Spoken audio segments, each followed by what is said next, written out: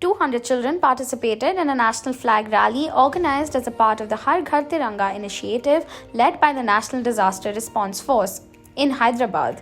The event was conducted in the district as a part of the Azadi Ka Amrit Mahotsav.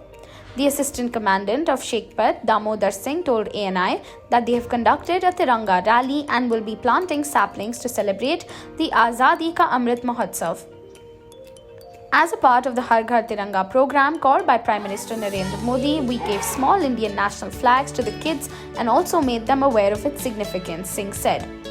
Azadi Ka Amrit Mahotsav is an initiative of the Government of India to celebrate and commemorate 75 years of independence and the glorious history of its people, culture and achievements.